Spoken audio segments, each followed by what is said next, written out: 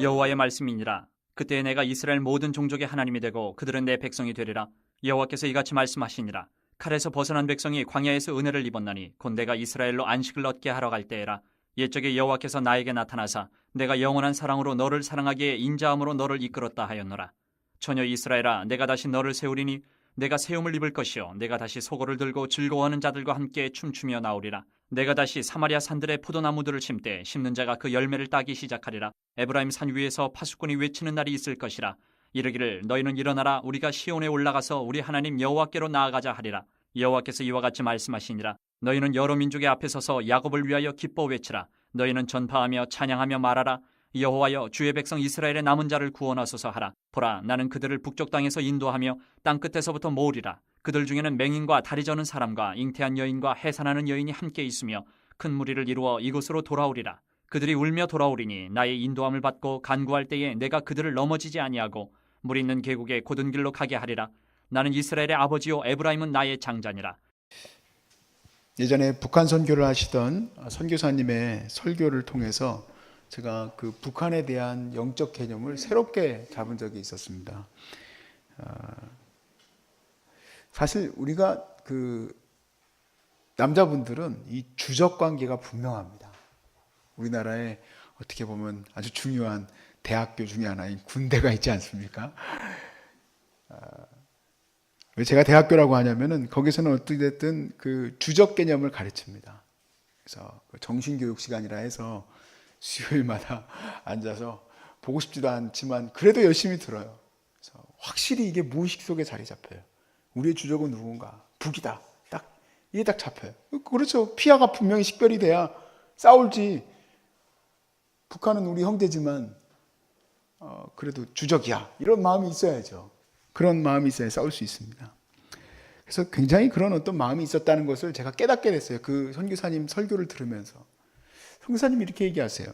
하나님은 북에 대해서 어떻게 생각할 것 같냐라는 거예요.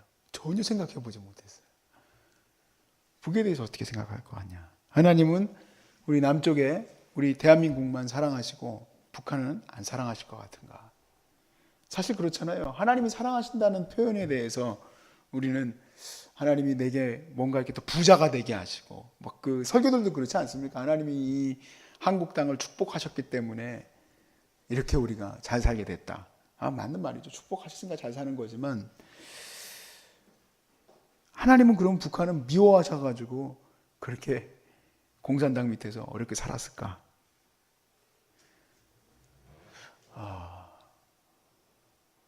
원래 하나님은 남과 북을 하나의 나라로 바라보시고 남과 북을 하나의 나라로 바라보시고 뿐만 아니라 하나님의 사랑하는 아들로 생각하지 않으시겠느냐는 거예요.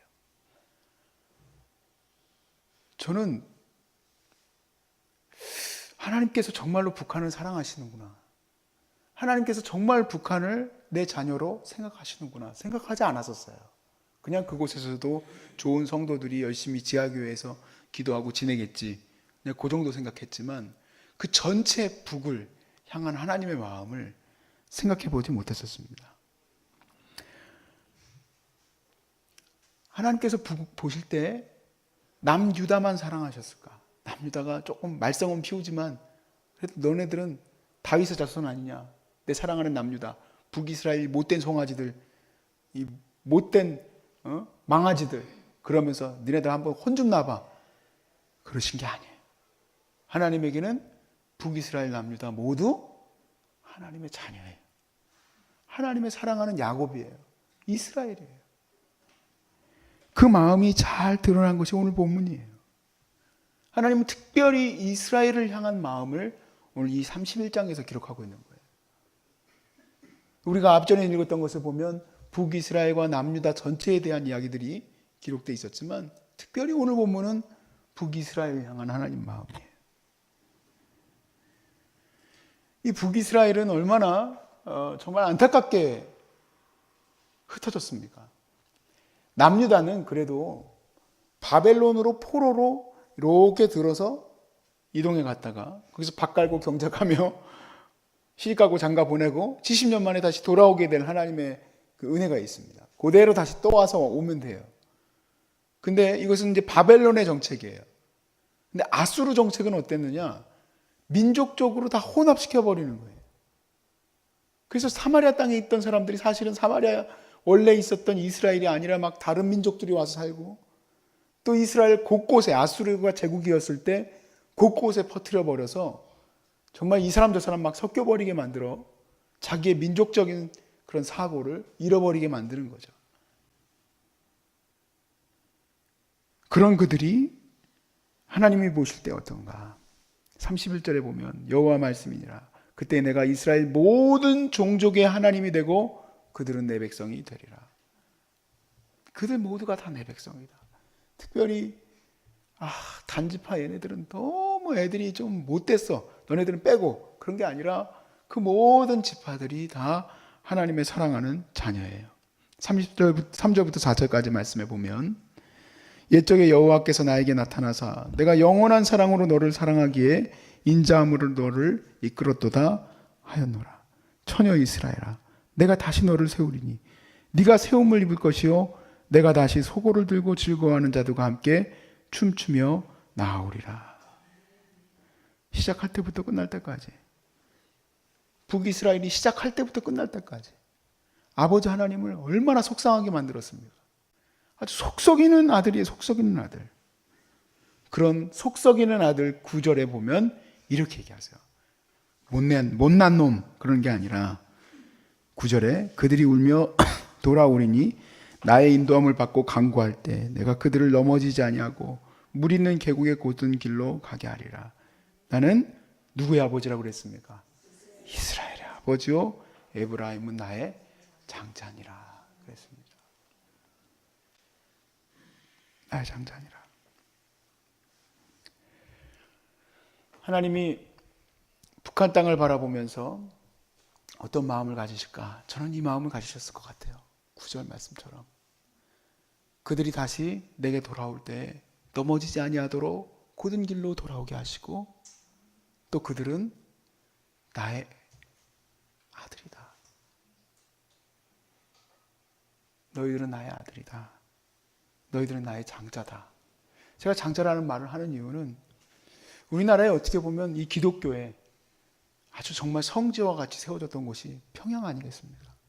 우리나라의 부흥운동에 원산대 부흥운동과 함께 아주 정말 웬만한 평신도들도 알고 있는 부흥운동이 있어요. 우리 한국 땅에. 평양대 부흥운동입니다. 평양대 부흥운동. 기독교가 아주 강했던 곳이 사실은 또 저 북쪽이었어요. 저희 외할머니도 외할아버지도 다 북에 계셨던 분이에요. 그러나 믿음을 지키기 위해서 거기서 믿음을 더 지킬 수 없으니까 그때 전쟁통에 다 내려오셨죠. 1950년 아닙니까? 지금 가만히 앉아서 설교를 준비하며 생각을 해보니 18년입니다. 대략 70년이 가까워요.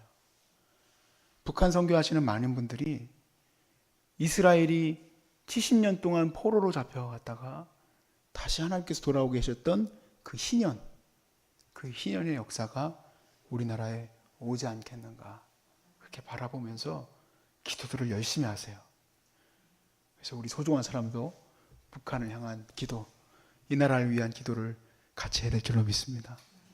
하나님이 그 땅을 바라보시며 내 아들, 내 사랑하는 아들 하며 부르시는데 내가 감히 무엇이라고 그들에 대해서 신경도 안 쓰고 그렇게 바라보겠습니까? 아니, 더 관심을 갖고 정치적으로 정말 보고 싶지도 않다, 뭐 보고 싶다 그런 말 할 것도 없이 그 영혼들을 향한 하나님의 마음을 우리가 볼 수 있길 주 이름으로 축복합니다. 그러나 실질적으로 역사에 보면 하나님은 이런 마음들을, 이스라엘을 향한 이 마음을 31장에서 이렇게 기록하고 있지만 내 사랑하는 아들이다라고 분명히 표현하셨지만 예수님이 오실 때쯤에 보십시오. 사마리아인들을 향한 이스라엘의 마음은 어떻습니까? 개되지만도 못하게 취급하죠. 그들의 근본을 인정하지 않습니다. 그들은 혼합되고 잘못된 민족이다. 그렇게 유대인들은 그들을 향하여서 손가락질하고 상종도 하지 않았습니다.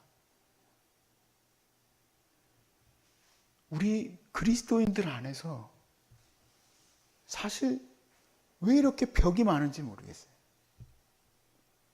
특히 또 가족들 간에도, 형제들 간에도 그리스도인이라 하면서 왜 그렇게 벽이 있는지 모르겠어요.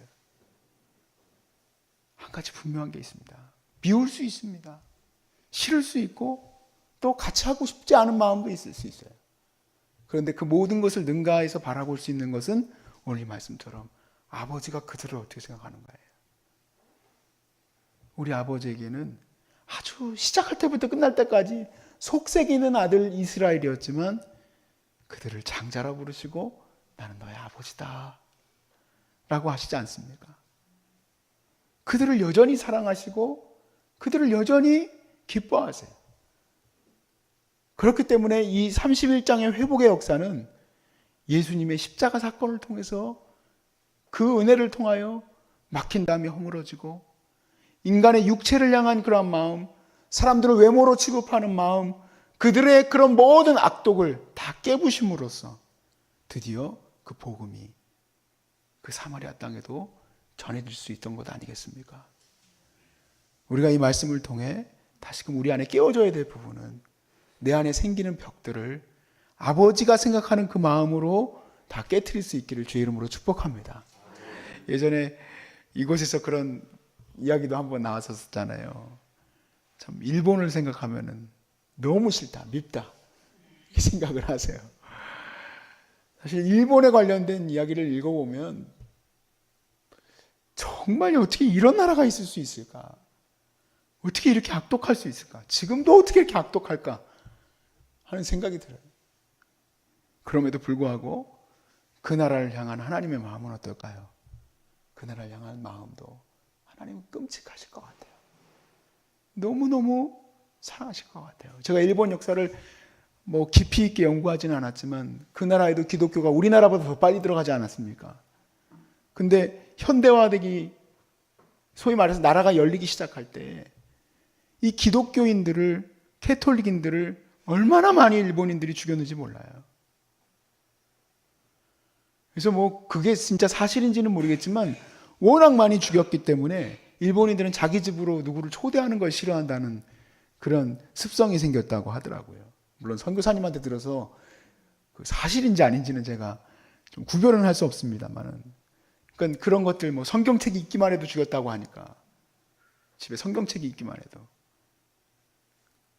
그런 나라 일본을 하나님이 얼마나 사랑하실까? 그러므로 내가 이런 생각이 들어요. 너무 좁디 좁은 인간이구나. 나는 예수님의 사랑으로 구원받았다고 아까 찬양도 제가 일부러 보혈의 찬양들을 했어요.